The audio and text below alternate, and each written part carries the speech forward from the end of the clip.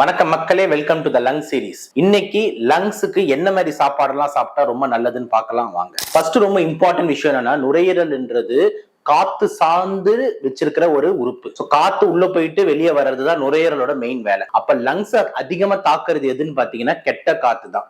சாப்பாடுல பெரிய ரோல் அப்படின்னு கேட்டீங்கன்னா கொஞ்சம் கம்மி தான். ஆனாலும் முக்கியமான சாப்பாடுகள் லங்ஸ் ஹெல்த்தியா இருக்கிறதுக்கு என்னென்ன தேவை அப்படின்னா anti accident rich diet, vitamin C rich diet, vitamin E rich diet. சரி சார், இதெல்லாம் கொஞ்சம் குழப்பமா இருக்கு, இதெல்லாம் எங்க கிடைக்குது? Anti accident, vitamin C, vitamin E ரொம்ப சிம்பிளுங்க. கலர் கலரான காய்கறிகள், கலர் கலரான பழங்கள், இதுலதான் இந்த ஆன்டி ஆக்சிடென்ட் ரிச்சா இருக்கு. சோ உங்களோட லெமன், மொசம்பி, நெல்லிக்காய் இந்த மாதிரியானது. அதே மாதிரி காய்கறிகள் எடுத்துக்கிட்டீங்கன்னா உங்களோட கேரட், பீட்ரூட், இந்த மாதிரி கலர் கலர் காய்கறிகள், இதெல்லாம் ஆன்டி ஆக்சிடென்ட் ரிச்சா இருக்கு.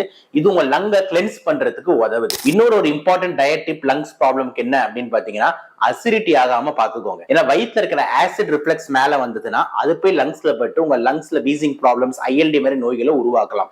இதுதான் டயட் அண்ட் லங்குக்கு இம்பார்ட்டன்ட் டிப்.